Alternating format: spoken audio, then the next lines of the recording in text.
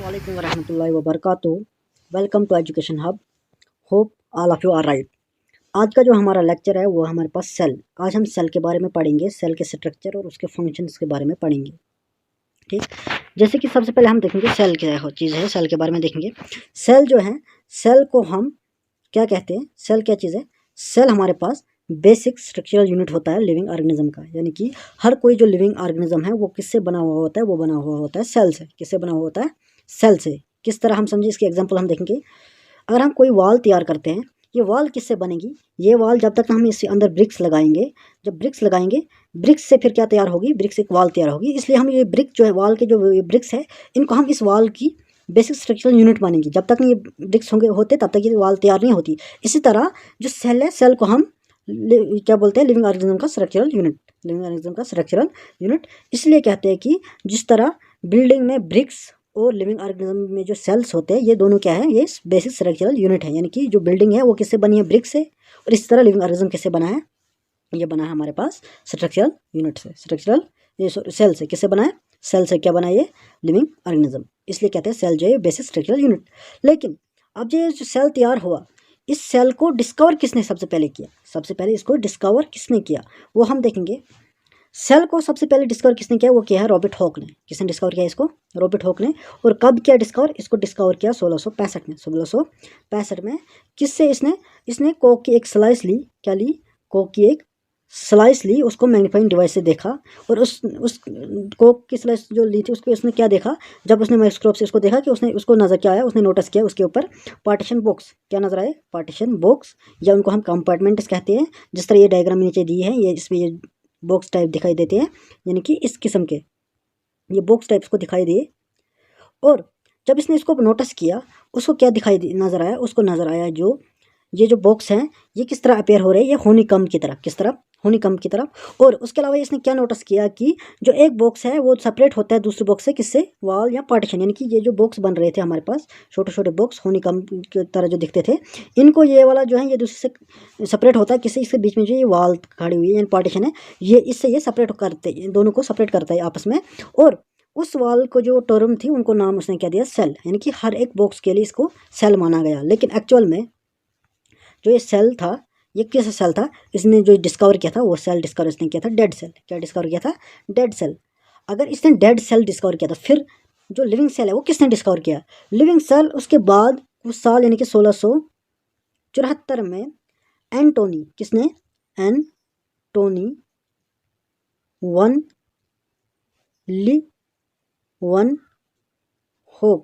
लिवन hoc ने 1674 में फिर लिविंग सेल को डिस्कवर किया। यहाँ तक हमने ये देखा कि सेल जो है वो बेसिक स्ट्रक्चरल यूनिट है किसी भी लिविंग ऑर्गेनिज्म का। और सेल को डिस्कवर किया था सबसे पहले रॉबर्ट हॉक ने 1665 में, लेकिन वो डेड सेल था। लेकिन 1674 में फिर लिविंग सेल को डिस्कवर किया था एंटोनी वन लिविन हॉक ने। ये होगी पहली चीज़। अब हम क्या देखेंगे, अब हम देखेंगे क्या ये सेल जो हैं, क्या ये सेम रहते हैं, क्या ये सेल हमेशा हर किसी ऑर्गेनिज्म में सेम रहते हैं क्या। ये जो सेल हैं किसी भी ऑर्गेनिज्म में ये वैरायटी शो करता है, यानी वेरी कर सकता है। यानी किसी ऑर्गेनिज्म में ये नंबर ऑफ सेल ज़्यादा होंगे, किसी में कम। और ये जो सेल हैं, किसी की शेप स्फेरिकल हो सकती है, किसी की लेंथ वाइज हो सकती है, किसी की शेप अलग हो सकती है। और इसकी साइज़ भी वेरी करती रहती है, यानी किसी का साइज़ बड़ा होगा, किसी का साइज़ छोटा हो सकता है। यानी कि सेल सेम नहीं रहते हैं हर किसी ऑर्गेनिज्म में, इनकी शेप, साइज़ और नंबर ऑफ सेल्स कम ज़्यादा होते रहते हैं। अब हम क्या देखेंगे, अब हम देखेंगे नंबर ऑफ सेल के बारे में। पहले नंबर ऑफ सेल के बारे में देखेंगे।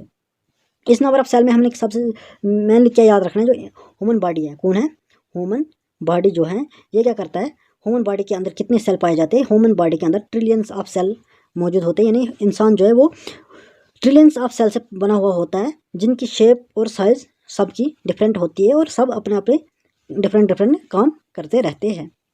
अब इसी बेस पर, नंबर ऑफ सेल के बेस पर हम सेल के टाइप्स देखते हैं। नंबर ऑफ बेस पर सेल के दो टाइप्स हैं। नंबर ऑफ बेस पर सेल के दो टाइप्स हैं। एक को हम कहते हैं मल्टी सेलुलर, और दूसरे को कहते हैं हम यूनिसेलुलर। मल्टी सेलुलर मीन वो ऑर्गेनिज्म जो बहुत सारे सेलों से बना होगा, यानी कि एक से ज़्यादा सेलों से जो जो ऑर्गेनिज्म बना है उसको हम कहते हैं मल्टी सेलुलर, यानी कि मल्टी मीन बहुत सारे, मिनी और सेलुलर मीन सेल। जो बहुत सारे सेलों से बना होता है ऑर्गेनिज्म उसको कहते हैं मल्टी सेलुलर। दूसरी टाइप हमारे पास जो होती है वो होती है हमारे पास यूनिसेलुलर। दूसरी टाइप क्या होती है? यूनिसेलुलर। यूनि मीन वन और सेलुलर मीन सेल, यानी कि वो ऑर्गेनिज्म जो सिर्फ सिंगल सेल से बना होगा उसको हम कहते हैं यूनिसेलुलर ऑर्गेनिज्म। यानी हमें पता चला नंबर ऑफ बेस पर हम सेल को दो टाइप्स में डिवाइड कर सकते हैं। एक का नाम है यूनिसेलुलर, दूसरे का नाम है मल्टीसेलुलर। यूनिसेलुलर का मतलब सिंगल सेल से जो बना होगा, और मल्टीसेलुलर का मतलब जो बहुत सारे सेलों से बना हुआ होगा। अब यूनिसेलुलर में कौन कौन से ऑर्गेनिज्म आते हैं? यूनिसेलुलर में हमारे पास आते हैं एक बैक्टीरिया या एमोबा, दूसरा हमारे पास आता है कौन? पैरामीशियम, बैक्टीरिया वगैरह, ये सारे किस में आते हैं? ये आते हैं हमारे पास यूनिसेलुलर में, यानी कि इसके इनके अंदर सिर्फ एक ये सिंगल सेल से बने होते हैं।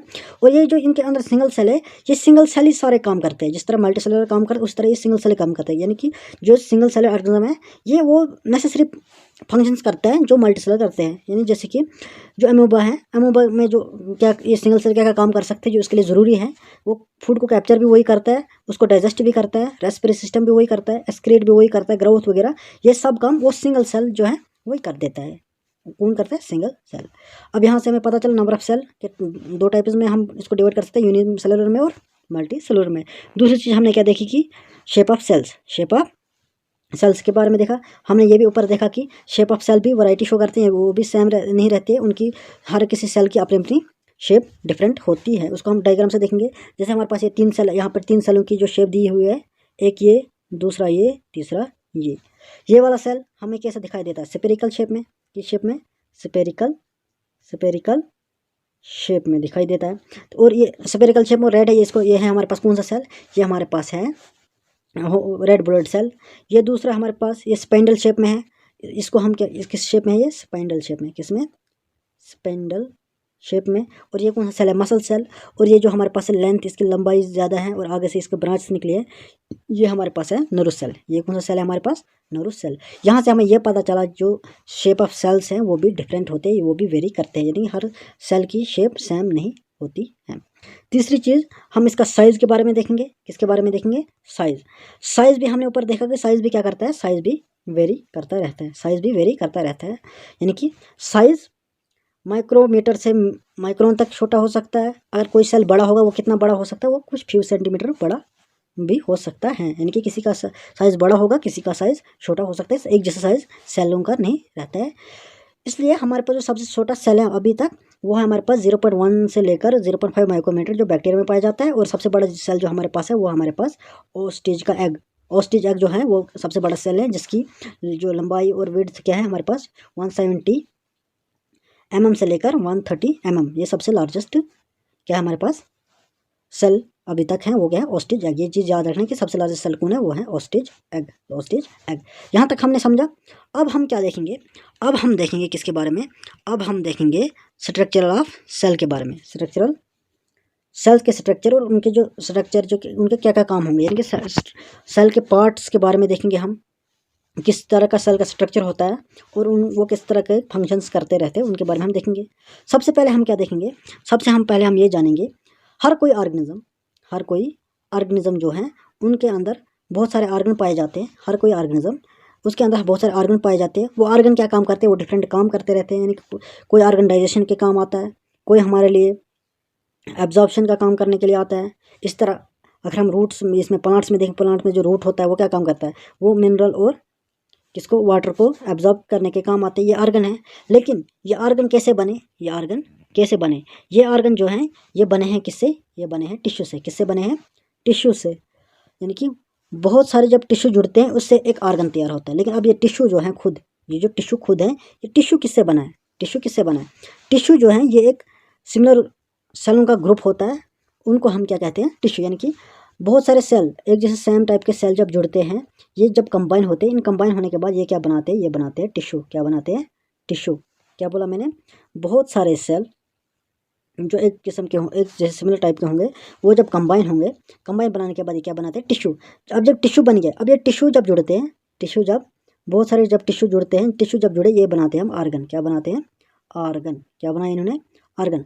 अब जब बहुत सारे ऑर्गन एक साथ जुड़ेंगे, कंबाइन होंगे, इसको ये क्या तैयार करेंगे? ये करेंगे लिविंग ऑर्गन, यानी कि इंसान या ह्यूमन को ये तैयार करेंगे। ऑर्गन मीन जैसे हमारे पास क्या है, हाथ है, नाक है, हमारे अंदर लीवर है, इंटेस्टाइन वगैरह, ये ऑर्गन है। ये ऑर्गन किससे बने? ये बने हैं टिश्यू से, और टिश्यू किससे बने? ये बने हैं सेल से। किससे बने हैं? सेल से। अब हमने यहाँ तक देखा कि सेल के बारे में, यहाँ तक हमने समझा। अब हम क्या देखेंगे, अब यहाँ से हम आगे स्टार्ट क्या करेंगे, यहाँ से आगे हम स्टार्ट करेंगे किसके बारे में, यहाँ से आगे हम देखेंगे पार्ट्स ऑफ सेल के बारे में। किसके बारे में देखेंगे आप? पार्ट्स ऑफ सेल, यानी कि सेल के अंदर कि कौन कौन सा पार्ट पाया जाता है। हमारे पास जो सेल है, सेल का जो बेसिक कंपोनेंट यानी बेसिक जो पार्ट है हमारे पास मेनली 3 है। कौन कौन सा? हमारे पास सेल के बेसिक पार्ट कौन कौन से? हमारे पास 3 पार्ट। कौन कौन से पार्ट? एक तो हमारे पास है सेल मेम्ब्रेन, साइटोप्लाज्म और न्यूक्लियस। ये 3 पार्ट हमारे पास क्या है? ये मेन पार्ट है किसके? सेल के। किसके? सेल के मेन पार्ट कौन कौन से हमारे पास है? सेल मेम्ब्रेन, साइटोप्लाज्म और न्यूक्लियस। अब जो ये साइटोप्लाज्म है और न्यूक्लियस, ये क्या है? ये इनक्लोज्ड होता है किसके? सेल मेम्ब्रेन के अंदर। यानी कि अगर हम उसका स्ट्रक्चर बनाने की कोशिश करेंगे, ये हमारा हमने क्या बनाया? ये बनाया हमने सेल का स्ट्रक्चर बनाएंगे। सबसे आउटर मोस्ट लेयर जो होती है वो हमारे पास होती है सेल मेम्ब्रेन। कौन सी होती है? Cell membrane. और इसके सेंटर में जो होता है वो होता है हमारे पास न्यूक्लियस, और बीच में जो ये जगह बच गई खाली, न्यूक्लियस और सेल मेम्ब्रेन के बीच में ये जो वाली जगह है, ये जो है ये इसको कहते हैं साइटोप्लाज्म। यानी कि साइटोप्लाज्म और न्यूक्लियस ये इस सेल मेम्ब्रेन के अंदर होते हैं। सेल मेम्ब्रेन के अंदर होते हैं। और जो ये सेल मेम्ब्रेन है, सेल मेम्ब्रेन, इसी का दूसरा नाम हमारे पास क्या है? Plasma membrane. सेल मेम्ब्रेन का ही दूसरा नाम हम क्या बोलते हैं? Plasma membrane.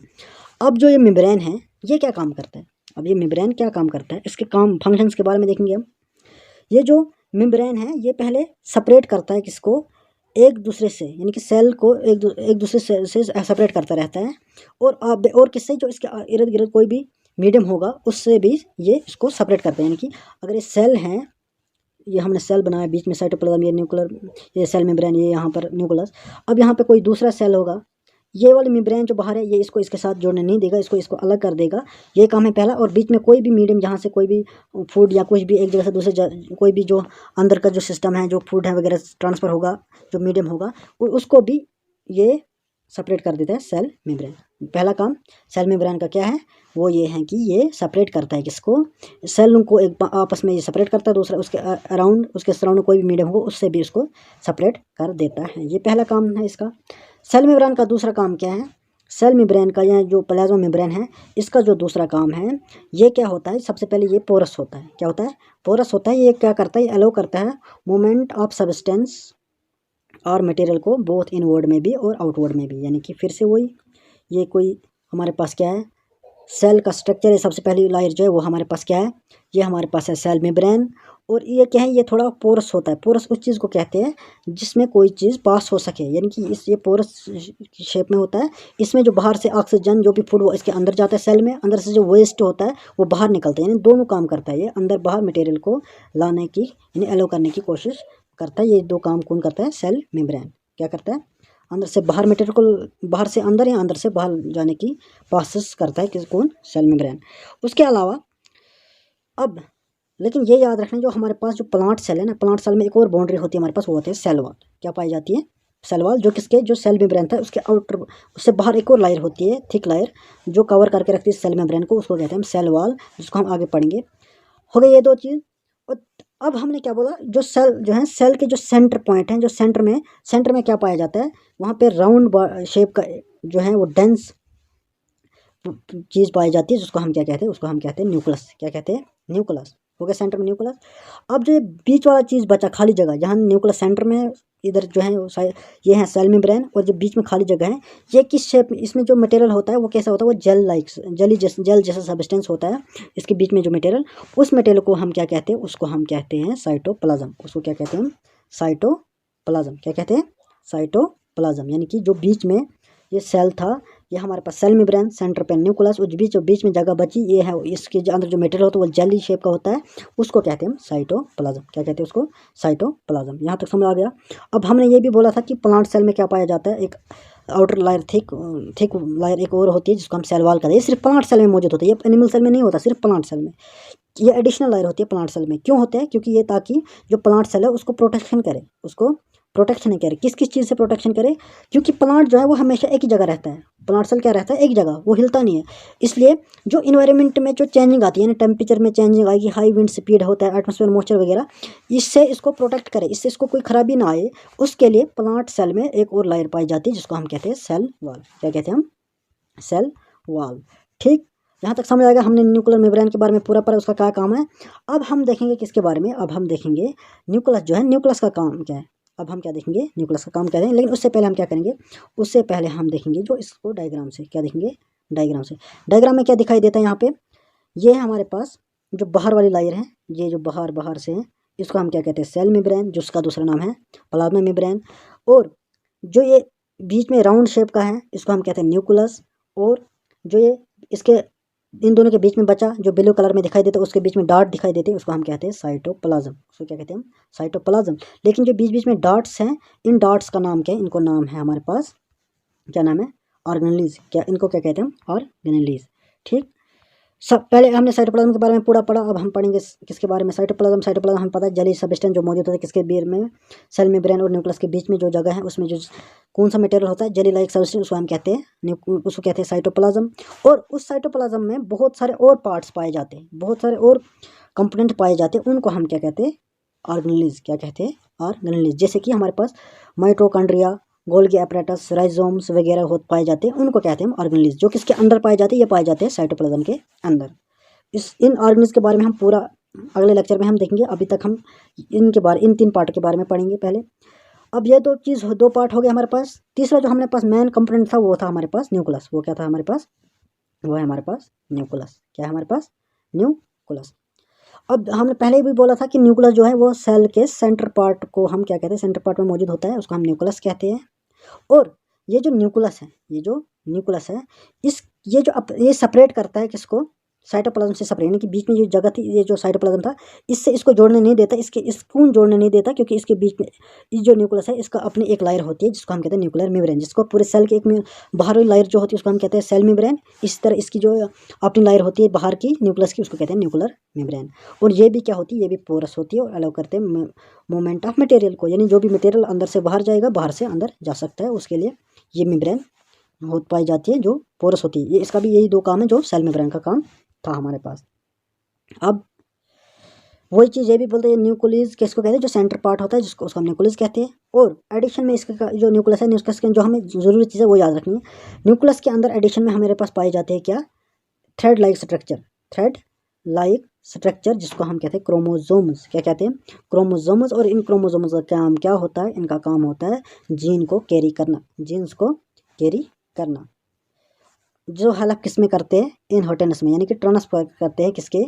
जो कैरेक्टर पेरेंट्स में होते हैं उनको अपने ऑफस्प्रिंग, यानी कि आगे सन वगैरह में ट्रांसफर करते हैं फादर के कैरेक्टर्स को। वो कौन करता है? क्रोमोजोम्स। जो क्रोमोजोम्स नहीं, जीन्स, यानी कि जीन्स को कौन कैरी करता है? वो करता है क्रोमोजोम। ये मेन चीज़ जो हमें याद रखनी है, किसके अंदर पाई जाती है? ये पाई जाती है न्यूक्लियस के अंदर। किसके अंदर पाई जाती है? न्यूक्लियस के अंदर। ठीक, ये 3 मेन पार्ट थे। अब हम क्या देखेंगे?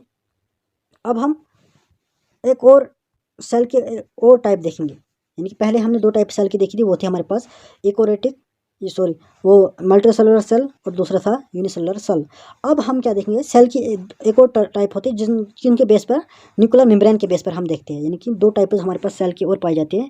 किसके बेस पर हम उनको देखते हैं? न्यूक्लियर मेम्ब्रेन के बेस पर। एक हमारे पास होता है हमारे पास प्रोकैरियोटिक सेल, दूसरा हमारे पास होता है यूकैरियोटिक सेल। ये 2 टाइप्स हमारे पास सेल के एक और होते हैं on the basis of nuclear membrane. यानी कि जो हमारे पास ये है, कौन सा? Prokaryotic cell. ये कौन सा सेल है? Prokaryotic cell. ये वो सेल है, वो ऑर्गेनिज्म को हम प्रोकैरियोटिक कहते हैं, जिस ऑर्गेनिज्म के अंदर जो सेल पाया जाता है, जिस सेल में न्यूक्लियर मेम्ब्रेन नहीं होगा, उसको हम कहते हैं प्रोकैरियोटिक सेल्स। यानी कि जो सेल विदाउट क्या होगा? न्यूक्लियर मेम्ब्रेन होगा, उन ऑर्गेनिज्म को हम कहते हैं प्रोकैरियोटिक्स। और जिन ऑर्गेनिज्म के अंदर जो सेल पाए जाते हैं, उन सेलों में जिसके पास न्यूक्लियर मेम्ब्रेन होगा, उनको हम क्या कहते हैं? यूकैरियोटिक्स। इनको कहते हैं हम यूकैरियोटिक्स उनको हम कहते हैं। ये था हमारा आज का लेक्चर जिसमें हमने सेल के बारे में पढ़े थे। अब हमारे इस सेल के इसके जो सेल है उसके बाद हमें क्या बचा, इसमें बचा जो हमने साइटोप्लाज्म पढ़ा था। साइटोप्लाज्म के अंदर जो बहुत सारे कंपोनेंट्स होते हैं जिनको हम ऑर्गेनेल्स कहते हैं, उनको हम अगले लेक्चर में पढ़ेंगे। आज के लिए इतना ही, मिलते हैं अगले लेक्चर में, तब तक के लिए अल्लाह हाफिज़।